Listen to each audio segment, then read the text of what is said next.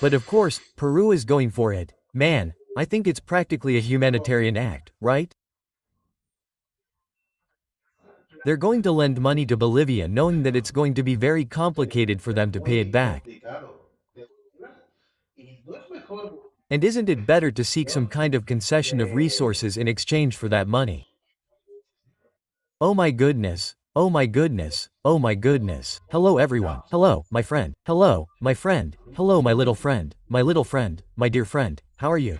How are you, people? Hey, it never hurts to say hello to the comments. By the way, thank you very much for all the support. Oh my goodness, almost 100 people in 3 days. Wow. I mean, we are super grateful. Okay, well, let me introduce myself. My name is Julio, I'm Spanish. I live here in beautiful Peru, in Lima, San Juan de Miraflores. And I'm married to Nelly, a Peruvian. I love her madly. And well, on this channel we react a little bit to news, videos about Peru and other nearby countries. Hey, we record food videos on our trips and such. The thing is that during the January slope we are stopped for a bit. We will record on the street again in February. And well, hey, let's watch a video from the channel after the goal, and it's news that has me very surprised.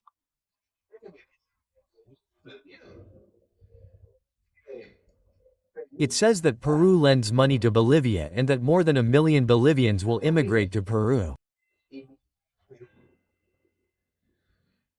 Hey, 1.5 million Venezuelans entered and now 1 million Bolivians. My goodness, can Peru take in so many people? Let me know in the comments what you think, but let's watch the video, okay? Please, people, I like to comment and it's always good to thank the original source, okay? Let's go. In Peru, several newspapers are already reporting the news that a helping hand, a brotherly hand will be given to Bolivia, since Peru is already evaluating granting $1 million loan to Bolivia. But not only that, it will not close its border. A loan. Okay? And more than 1.5 million Bolivians will enter the country. 1.5 million. 1 million me. Peruvian. Are we in a position to receive more foreigners? Next, let's listen to a very interesting report that concerns all Peruvians, despite the fact that the economic crisis is in Bolivia.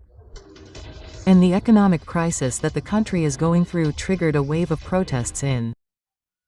I mean, but that newscast is Bolivian, right?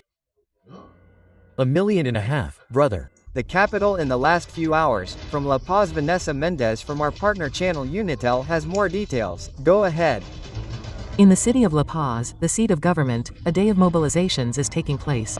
At approximately 8 in the morning, more than 100 organizations called by the Unity Pact of the Bolivian Labor Union, after an employee they sustained on September 4th, have decided to march down from the city of Alto towards the seat of government.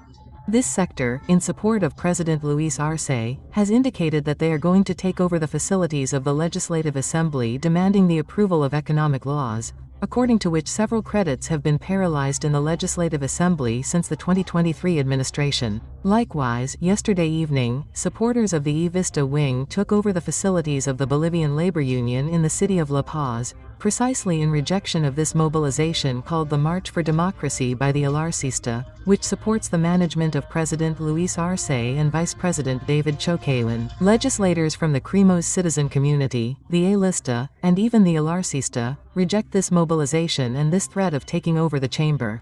At this time, police officers are guarding nearby kilometers of roads that are completely blocked. Damn, how dramatic does it sound, doesn't it? It seems like they could storm Congress, which is closed, and people have to take alternate routes. That is the social and political panorama that is being experienced in the city of La Paz. Thank you very much, Vanessa. That's right, the Arcist wing is carrying out a protest that seeks to peacefully take over the legislative headquarters. This is for one reason. There is an economic proposal so that the legislature can approve international loans from the BIT, among other international institutions. However, we are talking about a country that has little hydrocarbon exploration. Likewise, they are not looking for enough fuels. They import fuel from other countries. For example, 80% of oil and gas, one of the most important resources in Bolivia, comes from abroad. But that is because, as I said in another video, the socialists do not know how to manage. Bolivia is a very rich country. What happens is that they do not invest or have not invested in searching for natural resources, and those that were already established, such as gas, they did not invest in renovating the facilities, they did not even take care of them, and now the deposits have been exhausted. Bolivia used to sell gas to the area and now they buy gas from Argentina when they have almost always sold it to Argentina. It's a question of truth that socialism, I already know what I think about socialism. Socialism is death, okay? But of course, and Peru is going for it. Man, I think it's practically a humanitarian act, right? They're going to lend money to Bolivia knowing that it's going to be very complicated for them to pay it back, and it's not better to seek some kind of concession of resources in exchange for that money.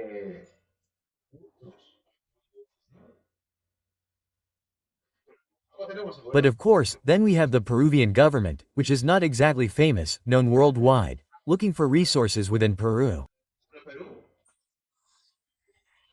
A while ago I read a press release 15 days ago for Christmas that I want to remind you was about lithium.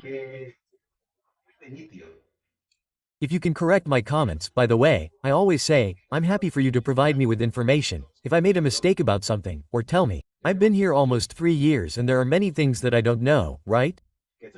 I think this is a community of a little 50-50, right? I don't know many things, but obviously I can't know everything and you can help me in that regard. I think it was lithium. Peru is one of the countries estimated to have the largest lithium reserves on the planet. Lithium minerals, for example, that are used to make batteries, which are so useful both today and in the future, right? For cell phones, consoles, for anything, vehicles, right? And the Peruvian government doesn't invest a dime to investigate more deposits that are supposed to be many, or to properly exploit the ones that are already known. Wow, it rarely grants concessions to private companies. I don't know, it's very strange, man. Peru is a wonderful country, I love it, but when it comes to politics, my friend, I still have a lot to learn, but I think they are a little careless, but anyway, let me know what you think in the comments, okay? When they had a boom in this natural resource, precisely the lack of gas, the lack of fuel and the lack of dollars among the citizens, is causing precisely those demonstrations that we are already seeing. Scenes of thousands of people in the streets asking the government to be able to face this severe economic crisis. But what is the government saying? On this side, President Arce says that he blames the government of President Evo Morales for not having carried out the corresponding explorations after this gas boom. However, we must remember, what I was telling you, well, let's see, that is very typical of politicians. Blame the one who came before. No, but let's see, you have the upper hand now. So grant concessions. If your government is unable to extract money, grant concessions of 10, 20 years of exploitation to a foreign company, and in this way you recover a little money and in exchange each year you receive more taxes. In other words, that company will pay taxes for the exploitation, right? And it will create jobs in the areas near those operations. They will live because the workers will want to eat, they will want to sleep, they will want to live, right? So, little by little. One thing, Arce was Evo Morales, Minister of Economy, and he is also facing many of the economic decisions that he made at the time as head of the Economy Ministry. This has basically caused these massive protests, but it is also said that by 2028, Bolivia's gas resources will run out. That is, 3 years, that is, the gas resources that have been discovered, not the deposits that are yet to be discovered, the ones that have been discovered, there will be no more exploration and it will be too late even to be able to look for new gas reservoirs. This could lead to a massive wave of migration. Experts are talking about more or less 1 million Bolivians who could leave their country seeking new opportunities in countries mainly like ours. Former hydrocarbon ministers in Bolivia had already warned about this. Exactly. Well, for Bolivians on a social and cultural level, but it is very attractive, right? From what I understand, correct me. Okay. Yes, about Pachamama, about some other festival, obviously, yes. Okay. But in general, Peru and Bolivia are very similar. In fact, before Bolivar was born it was known as Upper Peru. Simón Bolívar arrived, he wanted a country with his little name and he created Bolivia, right? You know the story, right? Of the traitor. Well, for me as a Spaniard on a historical level he is a traitor and I do not hold any grudge against him. I mean, it is there, right? That is history. Okay, I love Peru and well, but the historical data is theirs. For Spain he is a traitor and for Colombia, Peru and such, Argentina, you will see him as a liberator on a historical level. They teach you in school, hey, perfect, cool and all that, right? But I think Bolivia, so leaving aside a little bit the way of speaking, which is a little faster in Bolivia, I think, or so it seems to me, on a cultural level they're sister countries. In fact, before Bolivar they were sister countries. This migratory wave to the same situation as had happened in Venezuela. Lorena. Of course, when you lose hope for the future. When you feel that there is nothing else you can do, that the future of your children, your future is overshadowed, complicated. Please, now don't come to me with Spanish. Give back the gold because it's a meme, you know. Hey, I'm here paying taxes and contributing to my Peruvian wife, okay? No, man, no, but cool, okay. I say it because it's true. Bolivar on a historical level. They taught me that he was a traitor and you were a liberator. I mean, in schools it makes sense, okay? That's where these migratory waves start. So, if there are no dollars, if there are no hydrocarbons, if food starts to go up in price, if there is no stability, if there is no employment, naturally it causes the migratory waves to move. Even from Congress I was already seeing some initiatives being written. Yeah, well, but here in Peru, damn, there is no work for 1.5 million people, man. There are Venezuelans who are really freaking out, man. And I'm not even talking about a certain amount of crime, right? Now Peru is dealing with quotas. Oh my gosh, man. Let's see if the government acts more harshly. No, but even if it were only because of the level of work they put them in, that would be sudden. I mean, if so many people come in a few months, man. Mind you, I'm in favor of anyone being able to go wherever they want. I mean, damn, I've been traveling the world since I was 17, I'm 46 and now I live in Peru, right? No, who better than me to defend the free movement of people? No, but 1.5 million seems very strong to me. And of course, if so many come, what position does Bolivia end up in? Losing so many people, most of them young people, the future of the country is going to hell. Or asking the foreign ministry for information to try to see how Peru is going to deal with a possible wave of Bolivian migration, considering that we share a common border, considering that we do not have any special requirements to enter from one country to another because we are part of the Andean community, so there is fluid traffic with just an identity document. Also, seeing what happened to us with Venezuela, understanding that perhaps it was not realized that there would be a mobilization of 1.5 million people to Peru. And the reality is that the situation has almost all the components for this wave of migration to occur, because although it is true that it is not spoken of in a formal way, it is bad because migration waves do not give notice in a certain way. So what we're really looking for is to know to what extent our borders are, in the first place, mainly secure, because we don't know. No, we don't always see reports of people coming in and such, and I'll tell you one thing. In terms of immigration, Peru is a very relaxed country. I'll tell you, for example, I always talk about the region. I talk about Chile because I lived in Chile, okay? And in Chile the immigration concept was much tougher. I mean, above all, let's see, I'm referring to both the borders and once you enter, the paperwork to stay would be in Chile. It's not that it was difficult, but if we compare it to Peru, it's much more complicated and the truth is, No country gives you many problems to stay, not even the United States.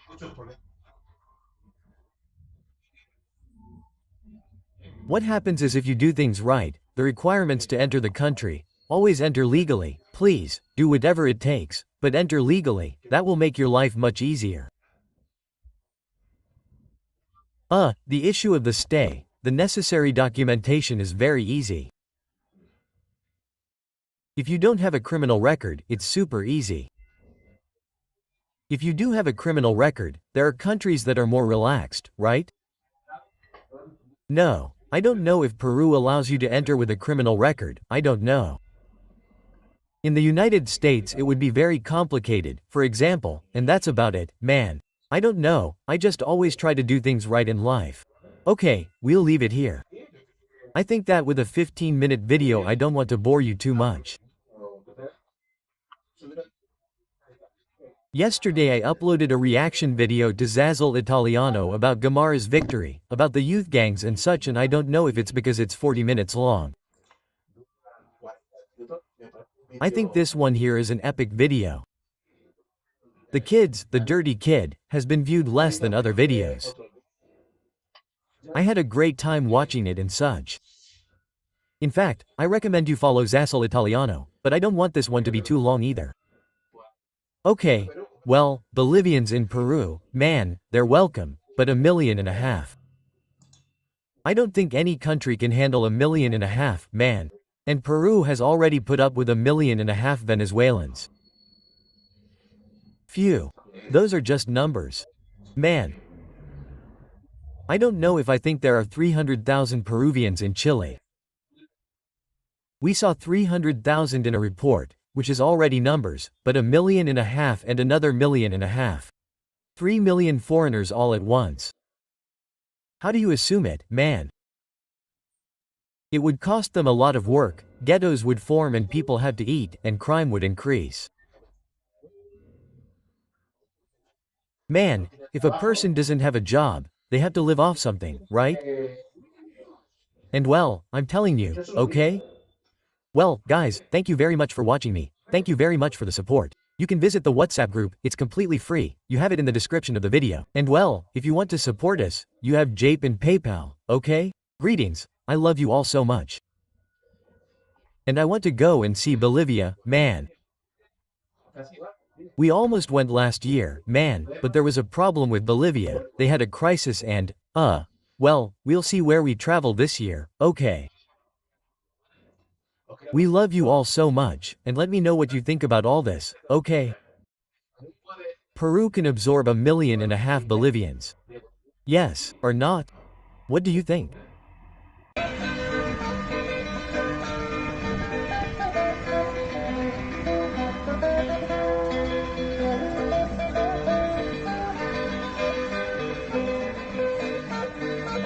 Oh.